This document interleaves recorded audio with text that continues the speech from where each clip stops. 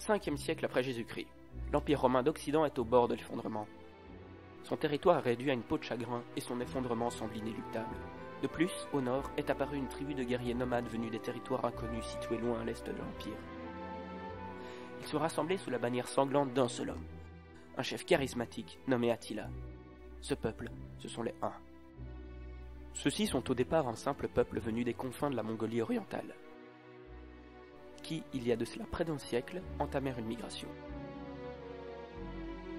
Parcourant des milliers de kilomètres à travers les steppes et les déserts, traversant 2 continents, et ce pendant plus de 60 ans, ils firent ainsi fuir les peuples germaniques avec femmes et enfants droit vers les territoires romains.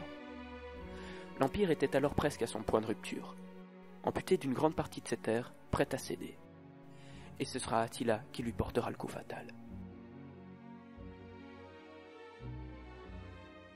En 451, les Huns passent le Rhin. Le plan de leur chef est simple, entrer en Gaule afin de soumettre le royaume wisigoth de Théodoric Ier, installé en Aquitaine autour de Toulouse. Au printemps, il lance toutes ses forces sur Metz, qu'il prend le 7 avril après un siège éclair, et rase, sans éprouver la moindre pitié.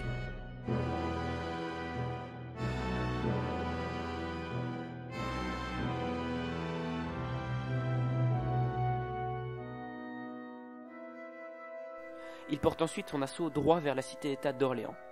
Mais l'évêque de la ville réussit à passer entre les mailles du filet, et avertit le général Aetius du danger. Ce dernier réussit à convaincre le roi wisigoth d'aller également au-devant d'Attila. C'est donc une armée coalisée qui s'en va au secours de la ville. Elle y arrive le 14 juin, alors que celle-ci était en train de se rendre. Attila décide de déplacer son armée, pour mener le combat sur un terrain plus approprié, car il a un net désavantage à livrer bataille au pied de la ville. Mais son armée, alourdie par le butin des pillages précédents, bouge dans un désordre complet, et arrive désordonnée sur le champ de bataille. Mais Attila n'en a cure, il fait face, et attend son ennemi.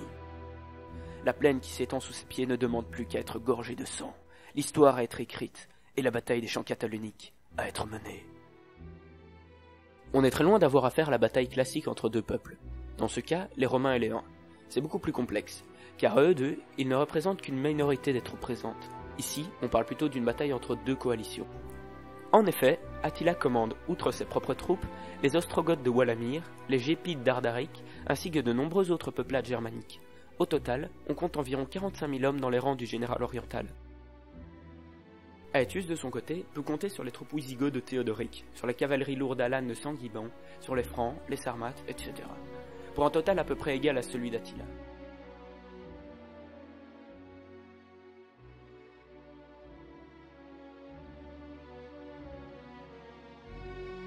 Attila se place au centre de son dispositif, afin de pouvoir facilement faire retraite si la bataille tournait à son désavantage.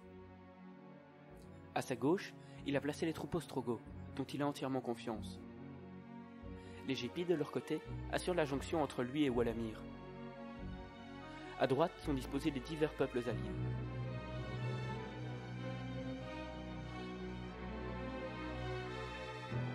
Du côté romain, Aetius avait placé ses alliés wisigoths à droite, de sorte qu'ils se retrouvent face à leurs cousins.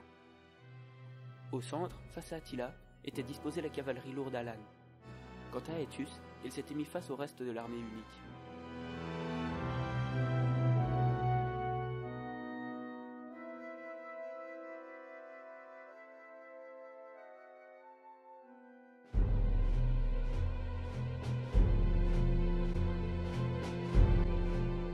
Après un bref mais féroce accrochage entre francs romains et Gépides uniques pendant la nuit, le soleil de ce 20 juin 451 se lève sur la plaine. Des 2 côtés, les armées se regardent.